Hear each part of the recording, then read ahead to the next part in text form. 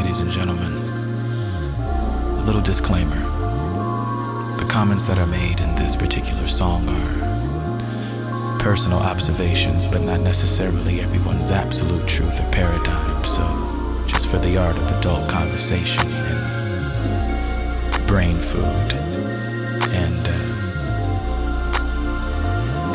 a conversation piece, here it goes.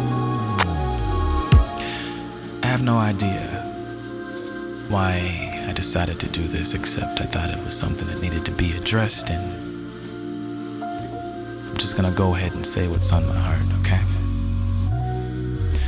I often wonder how women must feel nowadays when men see them as nothing but breasts and butts and such, but what I want to discuss is much more deeper than that. I found out after I was single, married, and then single again that I never truly appreciated all that the species woman had to offer. There are true intricacies that drive a man crazy. For example, asking your lady what she would like to eat. She says something like,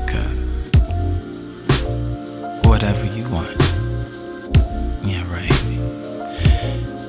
And then when you say what you want, then she replies, I don't want that.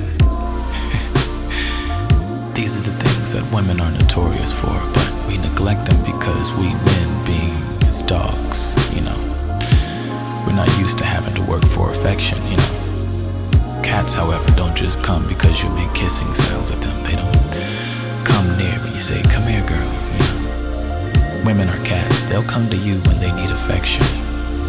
Call it unfair, but isn't it ironic how we as grown men continue to pursue their approval and attention by literally chasing them instead of actually dating them?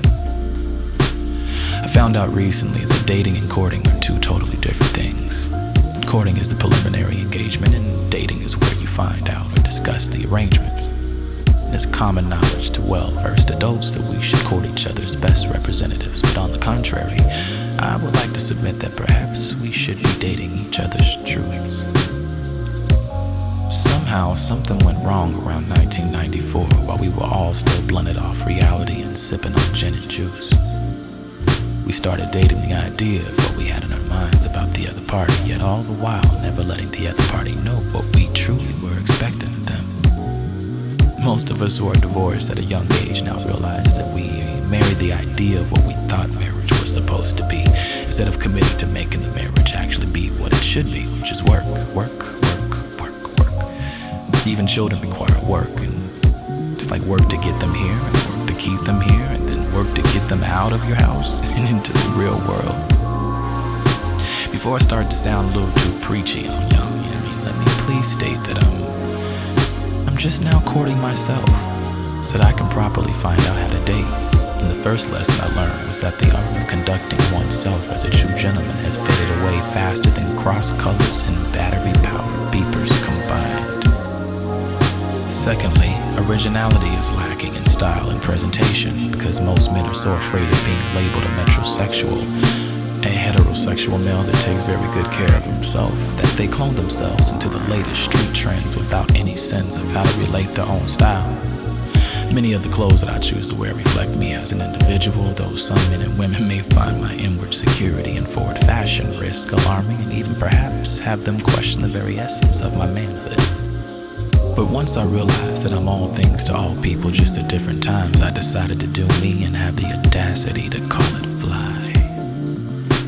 My swagger is pimp, my speech is limp, and limp as controlled in every area. Direct, erect, conversation is not very gentlemanlike, especially considering most men's version of conversation is the equivalent to time spent in foreplay. Foreplay is the conversation that leads to the itinerary being discussed, thought about, and then realized. We shouldn't have to think about baseball to prevent a one-round knockout when we mass-marketed a pay-per-view 12-round extravaganza. Some women prefer the thug type and some prefer intellectual, but I prefer a little bit of both in my clothes and my bi-fashionality. I'm past and I'm present. And as for the future, I'm now. Most folks just have to catch up, cause Tokyo drinks me. All these movements as a gentleman are necessary in order to appeal to the vast array of qualities that all real women, grown women, possess. Women want someone to listen to them, but they also prefer to be dogged a little bit too, so that an argument can arise, which will truly show if her man loves her enough to argue back.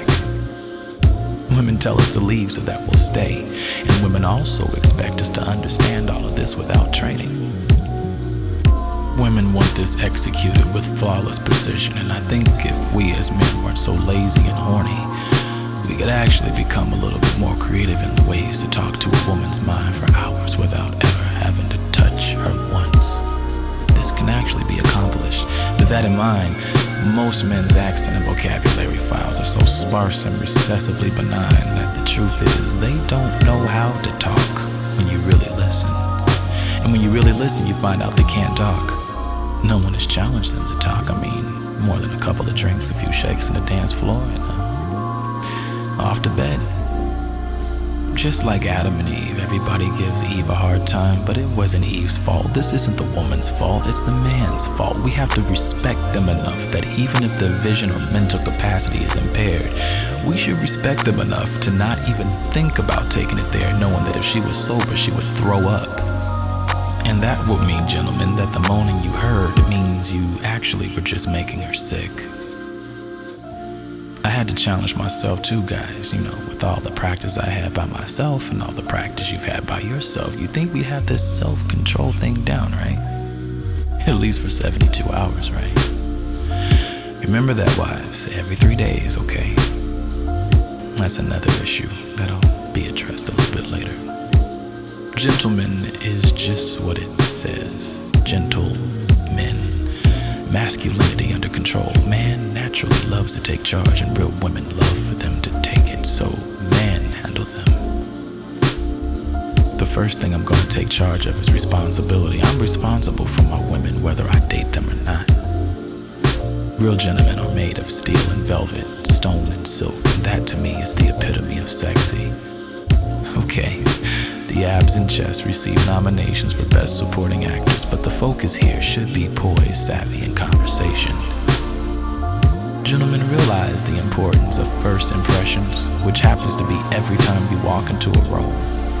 People should feel when you've entered a room and feel when you've left. And true star power doesn't make it an announcement. The way you shine is from the inside out. And please believe, the grills, I ain't hating, but it's not cool. It's fun, but it's not cool. Know when to bust that, know when to ice that, and know when to serve that, and not just when to wax that. Clothes and conversation are always more important than cars and money, and you don't have to be rich to dress fly. I will say that every man needs a classic black tailored suit. Tailored suit should emphasize how comfortable you look in it. If it stiffens you or stifles you, it's wearing you, and clothes need to stay in their place. So should women. So check out the next song, Pride. You understand what I'm saying? No matter how dope your suit is, if the shoes are wrong, everything is wrong.